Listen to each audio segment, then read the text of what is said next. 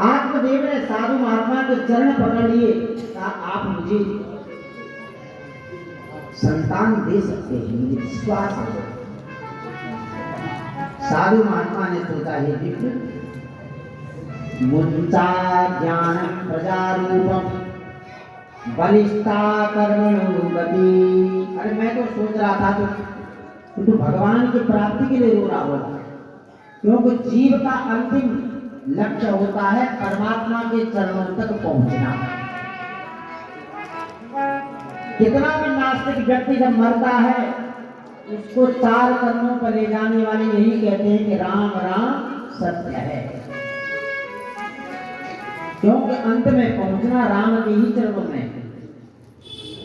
जीवन का जैसे गंगा यमुना कितनी वेग से पहुंचती है, अपने अपने स्थान से निकलती है, बस समुद्र में जाती है तो अपने अस्तित्व को भूल जाती। सब कहते समुद्र है,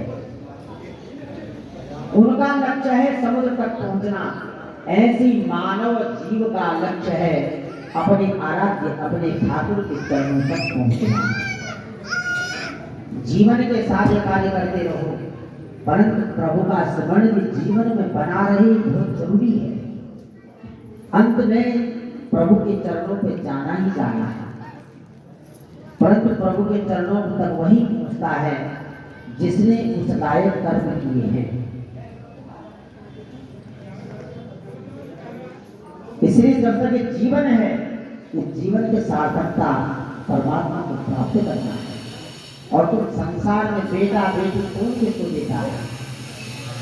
सब मिथ्या भ्रम है कि ये मेरा बेटा बड़ा होकर के मुझे देगा, ये भ्रम है। साधु ने जब समझाया कि मुंसा ज्ञानम प्रजारूपम बलिष्ठा कर्मणो गति, आत्मदेव ब्राह्मण, जो जैसा कर्म जिसके हाथ से लिखा है, जो भाग्य में लिखा है वही होगा। मैं तेरे भाग्य में देख रहा हूं, तेरे भाग्य में ये जन्म क्या 7 जन्म तक संतान का सुख नहीं है। क्यों संतान के लिए हो रहा है? विवेकम तो समासाध्य यदि संसार वासना, इस संसार की वासना को त्याग दे। कोई किसी का नहीं होता, बेटा बेटी ये सब तब तक है जब तक ये संसार है, हमारा शरीर है। इसके बाद न बेटा साथ जाएगा न बेटी साथ जाएगी, शरीर तक साथ नहीं जाएगा। क्यों इनके लिए रो रहा है? विधाता ने जो तेरे भाग्य में लिखा है उसी स्थिति में तुम्हें जीना चाहिए। महात्मा ने जब ये बात कही, आत्मदेव को बड़ा बुरा लगा। आत्मदेव ने कहा, चांद चढ़ी सूरज चढ़ी दीपक जले हजार, जिस घर में बालक नहीं वो घर है अंधकार। तुम साधु महात्मा क्या जानो गृहस्थ का सुख क्या होता है? अरे तुम तो बैरागी हो, घर तुमने त्याग दिया है। छोटे छोटे बच्चे जब माँ बाप की गोदी में खेलते हैं, तोतली बोली में बोलते हैं, तो माता पिता को कितना परम सुख होता है। महात्मा ने कहा, ये ठीक कह रहे हो तुम, पर जब वही बेटा बड़ा होकर के दुख देता है तब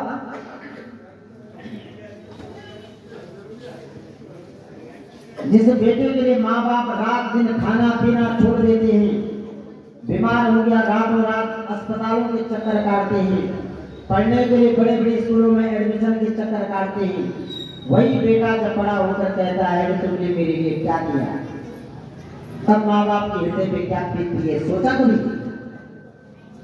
आत्मदेव ने कहा, वो बातें सब बात की, मैं केवल अपने पुत्र का मुख देखना चाहता हूं, मुझे संतान आप दीजिए।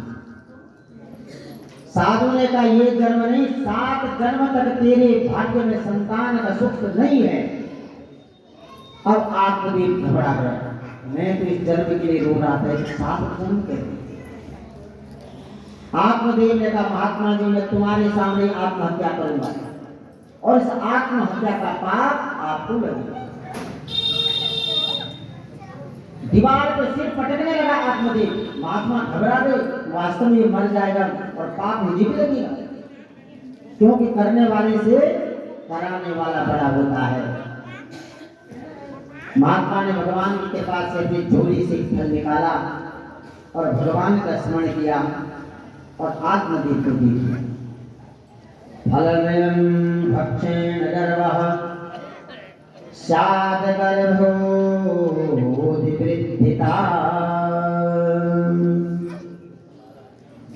फल दे करके महात्मा ने फल दिया, महात्मा चले गए, आत्मदेव बड़ी प्रसन्न हुई और फल लेकर के घर आई। वो फल अपनी पत्नी को दिया, धुंधनी को फल दिया, कहा कि तुम इस फल को खाना और भगवान की कृपा से हमारे यहाँ संतान की प्राप्ति होगी। धुंधनी ने कहा ठीक है मैं खा लूंगी, आप जाओ अपना काम करो। आत्मदेव को परम विश्वास है, पत्नी को दिया है ये खाएगी फल। धुंधनी जतो नाम ततो गुणा, जैसा नाम था वैसे धुंधनी में गुण भी थी। धुंधनी कहते हैं जो अपने लिए ही जीती है, अगल बगल की लड़ाई कराती है, चुगली कराती है। जब तक दिन में पड़ोसन को 100 गाली न दे तब तक उसका पेट नहीं भरता। जब तक दूसरों की निंदा न कर दे तब तक उसको दिल को शांति नहीं मिलती। ऐसी धुंधनी ने फल लिया और सोचने लगी, फलम भक्षेण गर्भस्यात् गर्भेणो वृद्धिता। पति से पूछा ये फल किसने दिया? कहा एक साधु महात्मा ने। तो फलेन गर्भेणो, क्या फल खाने से कभी किसका गर्भ रहा है?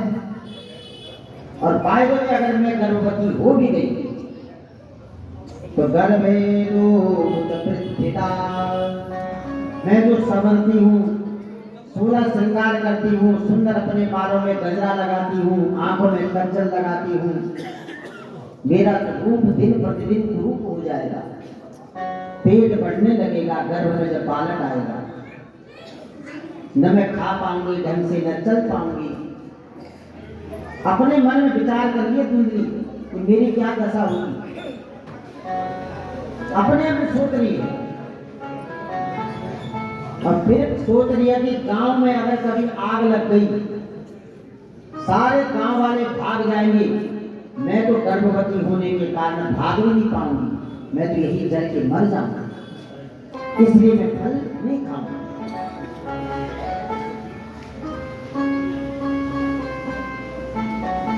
धुंधनी ने जब सोच ही रही थी तो धुंधनी की बहन धुंधनी की तरफ थी, वो भी वहां आ गई।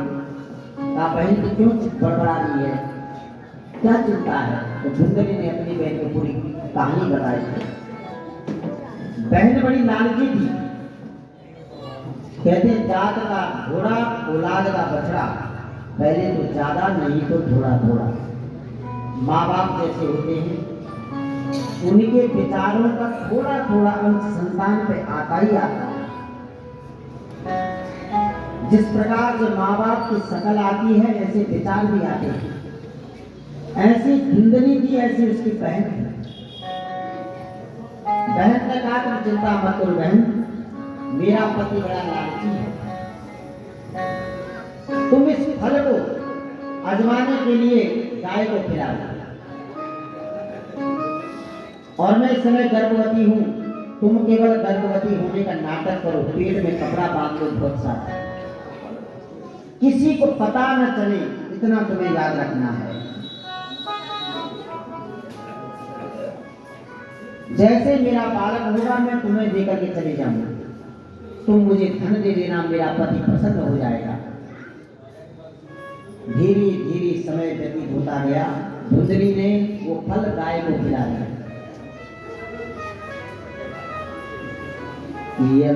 कालेन तो जातो तरुणो तनया विभो गोकर्ण पंडितो ज्ञानी धुंधकारी महाफल। समय धीरे धीरे व्यतीत हुआ। 9वें मास के बाद जिस गाय को फल खिलाया था उस गाय के गर्भ से सुंदर शरीर वाला एक पुरुष उत्पन्न हुआ। सारा शरीर मनुष्य का, पर कान जो थे गाय के समान। इधर दुंदरी की बहन का भी बालक हुआ, रातों रात ले आई, अपनी बहन को दे दिया और बहन ने रात में ही हल्ला मचा दिया, मेरा पुत्र उत्पन्न हुआ है। सारे गांव को सजा दिया गया, सब जगह मिठाई बांट दी गई। बड़े खुश हुए सब कि देखो इस आत्मदेव गांव वाले आपस में बात कर रहे हैं, जिसके घर में एक संतान नहीं थी, ये कितना भाग्यशाली है कि दो संतान इसके घर में हो गए। गाय ने भी ऐसे बछड़े को जन्म दिया जो बछड़ा है ही नहीं, पूरा शरीर मनुष्य का, कान गाय के जैसे। समय बीता, नामकरण संस्कार हुआ, जिनके कान लंबे थे उनका नाम रखा गया गोकर्ण। बोलो गोकर्ण महाराज की जय। गोकर्ण जी का नामकरण संस्कार हुआ। धुंधली ने कहा कि मेरा बेटा है, इसका नामकरण मैं करूंगी। 9 महीने कष्ट मैंने सही है, मैंने पेट में इसे रखा है, इसलिए जो नाम मैं रखूंगी वही रखा जाएगा। आत्मदेव ब्राह्मण ने कहा ठीक है। धुंधली ने अपने बेटे का नाम रखा धुंधकारी। जतो नाम ततो गुण। धीरे धीरे दोनों बच्चे बड़ी हुई। गोकर्ण पंडितो ज्ञानी, धुंधकारी महाफल। गोकर्ण जी बड़ी विद्वान हुई और जो धुंधकारी था महाफल माने थे। अपने साथ के जितने बच्चे थे उसके साथ जो खेलने आते थे बच्चों को पकड़ता, मारता, पीटता, कुएं में फेंक देता।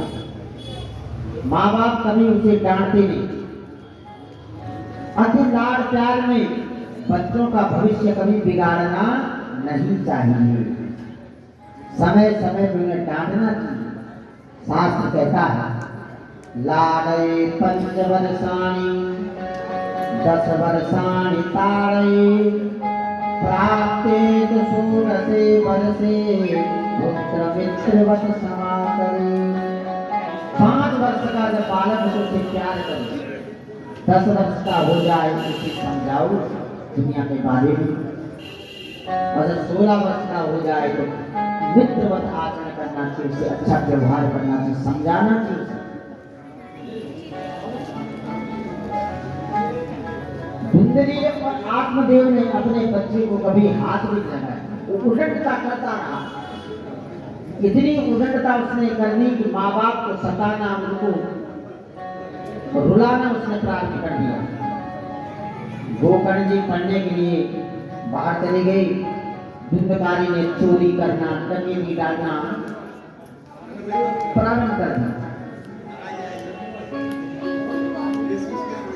आत्मदेव अब अपने पुत्र से बड़े दुखी हुए। ध्यान देना, जब पुत्र नहीं था तब पुत्र प्राप्त करने के लिए दुखी थे आत्मदेव ब्राह्मण। और आज पुत्र है तो पुत्र के कारण दुखी है। यही संसार में होता है। जिनकी संतान नहीं है वो दुखी है कि प्रभु हमें संतान हो जाती, आपकी बड़ी कृपा होगी। और जिनकी संतानें हैं कुछ उसमें ऐसी संतान होती है जिनके कारण माता पिता दुखी हैं। आज थाने में बंद है, कल किसी से झगड़ा कर दिया, कल किसी के साथ गलत व्यवहार कर दिया, तो माता पिता सोचती संतान से हमारी संतान नहीं होती तो अच्छा। आत्मदेव बहुत दुखी हो गई। धुंधकारी अपने पिता को लातों से मारने लगा, माँ को भी मारने लगा। गोकर्ण जी जब कुछ पढ़ के आए, गोकर्ण जी ने देखा ये अवस्था तो अपने पिता को बुलाया और समझाया। समझाया उसे ही जाता है जिसके अंदर समझने की शक्ति हो। जो समझना ही नहीं चाहता उसे कभी समझाना भी नहीं चाहिए। देहसमान सुरुदिरे विमति त्यजत्वं, जाया सुता दिशु सदा ममता विमुंचो। गोकर्ण जी ने अपने पिता को कहा, आत्मदेव को, पिताजी ये संसार क्षण बदल है, जिसको आप मेरा मेरा कहते हैं ये किसी का नहीं। संसार कहते हैं जो पांवों के नीचे से दिन प्रतिदिन खिसकता जा रहा है। संसर्ग के संसार छोटा बच्चा चाहे मैं कभी जवान न हो, बच्चा ही रहो तो कभी बच्चा रहेगा, समय उसे जवान बनाए। जवानी में व्यक्ति के मैं जवान रहूं, कभी बुढ़ापा ना आए, चाहे वो लाख समन परास खाए, दवाई खाए, कुछ भी, पर समय उसे बूढ़ा बना देता है।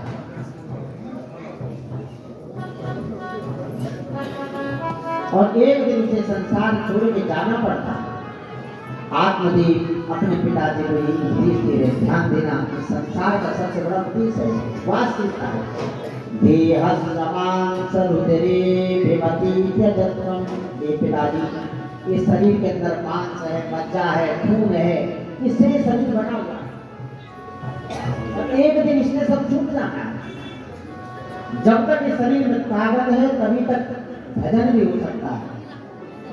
आप इस माया मोह को छोड़ दीजिए और भगवान के श्री चरणों में जाकर के प्रभु का गुणगान।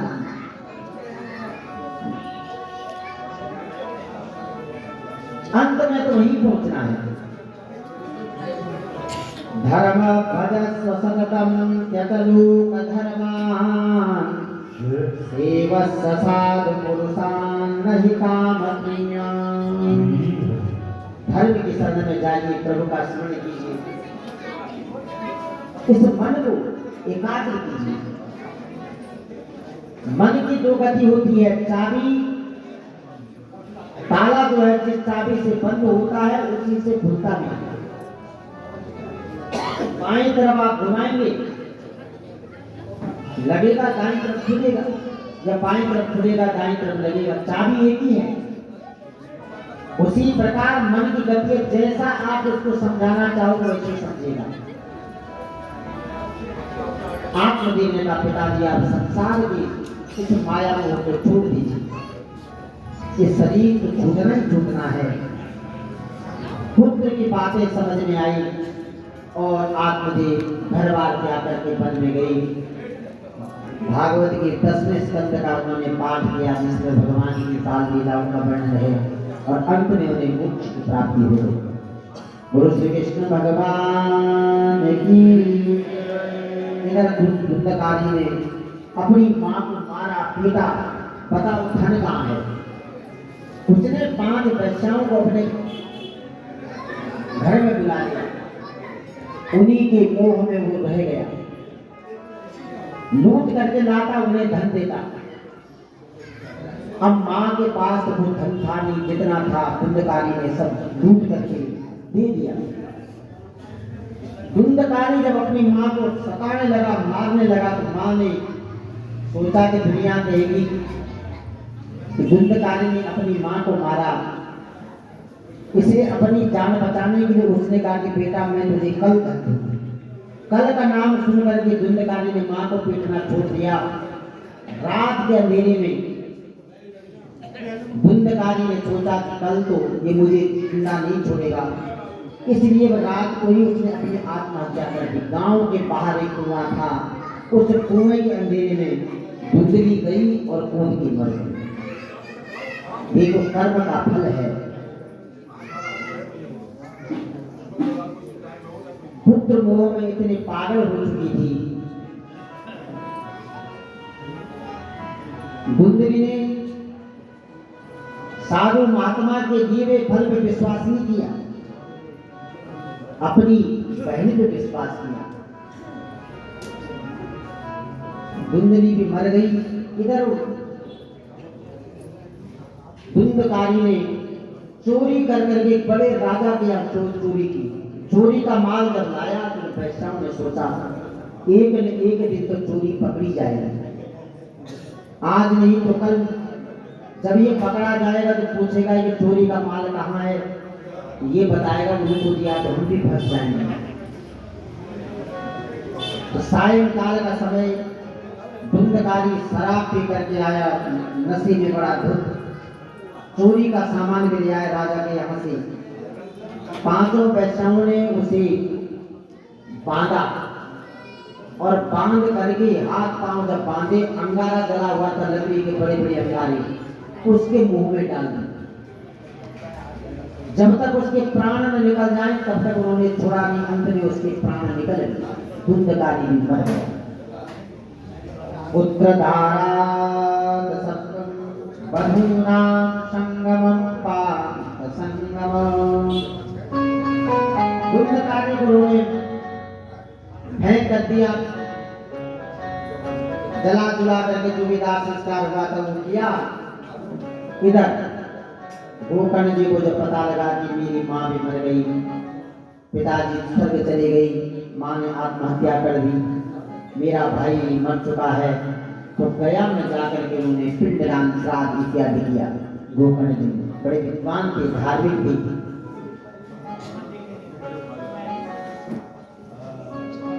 एक दिन गोकर्ण जी अपने घर में आई, कई दिनों से घर बंद था, साफ सुथ किया, जाला झूला लगे रहते, चारपाई साफ उस पे सो गई।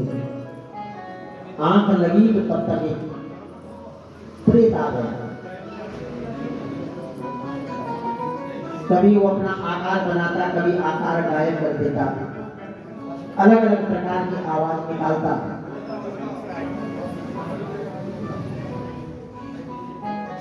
गोकर्ण जी समझ गए यहाँ कोई ना कोई प्रॉब्लम है, कोई दिक्कत है, परेशानी है। गोकर्ण जी ने हाथ में जल लिया और गायत्री मंत्र से अभिमंत्रित करके उस आत्मा के ऊपर जल फेंका तो बोलने लगा। गोकर्ण जी ने पूछा तुम कौन हो, अपना परिचय दो। उसने परिचय दिया, अहम भ्राता त्वदीयोऽस्मि धुंधकारी च नामत स्वकीयेनेव दोषेण ब्रह्मत्वं नासितं मया। कही भाई मैं तुम्हारा अहम भ्राता त्वदीयोऽस्मि, मैं तुम्हारा भाई हूँ, मेरा नाम धुंधकारी है। स्वकीयेनेव दोषेण, अपने ही द्वारा जो मैंने पाप किए हैं, जो कर्म किए, अब अकल आई उसको। कब? जब शरीर उसका छूट गया। स्वकी माने अपने द्वारा जो मैंने पाप किए हैं, उन पापों के द्वारा ही ब्रह्मत्वं नासिनं मया, मैं ब्राह्मण के घर में जन्म लिया था, परंतु ब्राह्मणत्व का मैंने नाश कर दिया, मानव भी नहीं बन पाया। इतने मैंने पाप किए कि मरने के बाद मैं प्रेत बन गया। अहो बंधो कृपा सिंधो धातमासी सुमोचय। भाई मैं प्रेत बना हूँ। और प्रेत जब व्यक्ति कौन बनता है, जो आत्महत्या करता है, जिसकी एक्सीडेंट में अकाल मृत्यु में मौत हो गई हो, सांप के काटने से मृत्यु हो गई हो, ऐसे व्यक्ति को प्रेत योनि मिलती है। उसी प्रेत योनि से मुक्त कराने के लिए उसके घर वाले उसके नाम का भागवत कथा कराते हैं। जब तक शरीर था तब तक उसने पाप किए, अब प्रेत बन गया तो कहकर हवा भी मुझे काटने के लिए आती है, इसलिए मेरे इसी प्रेतत्व को दूर किया। गोकर्ण जी ने कहा कि भैया मैंने तुम्हारे लिए गया में जाकर के श्राद्ध किया, पिंडदान किया। शास्त्र कहते हैं कि गया में जाने से, पिंडदान करने से कैसा भी पापी हो उसके पाप से मुक्त हो जाता है।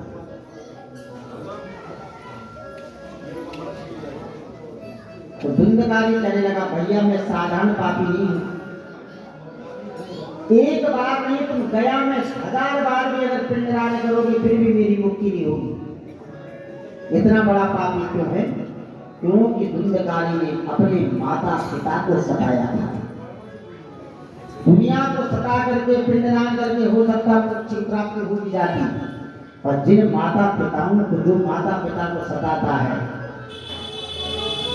माता पिता को दुख दर्द देता है, वो संतान प्रेत बन के भी उसे मोक्ष नहीं मिलता।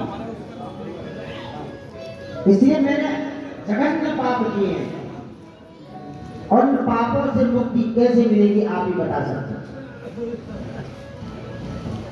प्रातः काल गोकर्ण जी ने आश्वासन दिया कि मैं कल सोचूंगा। गोकर्ण जी भगवान सूर्य नारायण के परम भक्त थे, उन्होंने सूर्य भगवान की उपासना की।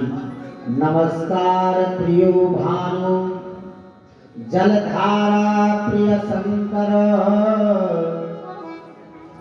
अलंकार प्रियो विष्णु ब्राह्मणं मोदकं प्रियम। भगवान सूर्य को नमस्कार प्रिय है, इसलिए सूर्य नमस्कार किया जाता है। जलधारा प्रिय शंकर, भगवान शिव को जल की धारा प्रिय से भगवान शिवलिंग के ऊपर जलती लगी है, देखिए खून जलधारा गिरी। अलंकार प्रियो विष्णु, भगवान विष्णु को सजना सवरना अच्छा लगता है, इसलिए आप बांके बिहारी जी के मंदिर में चले जाओ, वृंदावन, बद्रीनाथ कभी आप गए हो, उत्तराखंड, तिरुपति बालाजी, तो भगवान आभूषणों से सज्जित रहते हैं। अलंकार प्रियो विष्णु।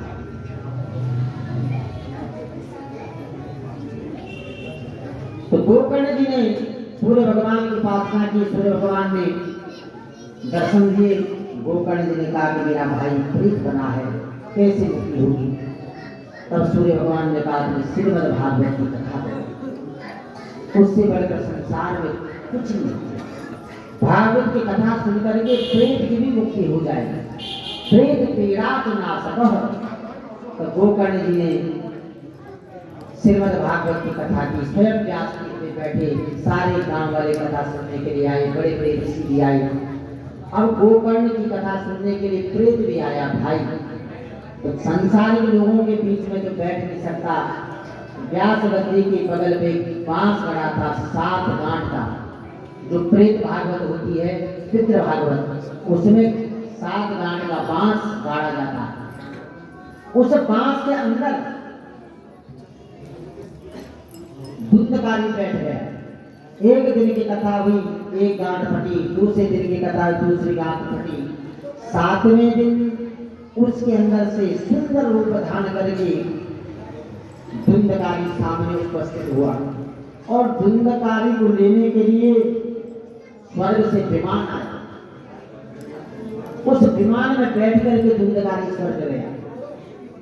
और भी जो श्रोता थे गांव वाले, उन्होंने प्रश्न किया गोकर्ण जी से कि कथा तो सबने सुनी, सबको लेने के लिए विमान क्यों नहीं आया?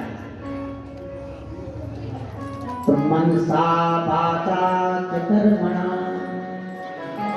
अगर दीपक में घी भी अगर अच्छा है, रुई भी आपने अच्छी बना ली है, तो माचिस लगाते ही दीपक जलता है, बहुत देर तक जलता है। दीपक भी साफ सुथरा होना चाहिए, बाती भी साफ सुथरी होनी चाहिए, तब जलते दीपक जलता है। ऐसे कथा में मन जिस भक्त का शुद्ध हो, पवित्र हो, और उसमें भगवान श्री कृष्ण के नाम की लो जल रही हो, भगवान का स्मरण हो रहा हो, ज्योति स्वरूप भगवान है, अंत में उसी को बल कृपा होती, उसी को लेने के लिए भगवान के पार्षद भी आते हैं। कथा सबने सुनी, धुंधकारी ने मन लगा करके कथा का श्रवण किया, परंतु और श्रोता थे, किसी का मन घर में लगा है, किसी का कहीं लगा है, शरीर बैठा है तो मन बाहर लगा हुआ है। तो गोकर्ण जी ने उसके बाद अगले साल सारे गांव वालों को दोबारा भागवत की कथा सुनाई। सारे गांव वालों ने मन लगा करके कथा का श्रवण कथा सुनी और अंत में सबको लेने के लिए स्वर्ग से विमान आया, ऐसे भागवत जी में लिखा है। बोल श्रीमद् भागवत पुराण की जय। इसलिए कोई भी कार्य करो तो मन लगा करके करना चाहिए, मन भगवान का स्मरण करता रहे, तन संसारिक काम भले करे। इसीलिए प्रभु से यही विनती करनी चाहिए कि प्रभु इस मन को अपने चरणों में लगाना। श्री पाके बिहारी लाल गोपाल मन रखियो अपने चरण में। श्री पाके बिहारी लाल गोपाल मन रखियो अपने चरण में। श्री पाके बिहारी लाल गोपाल मन रखियो अपने चरण में।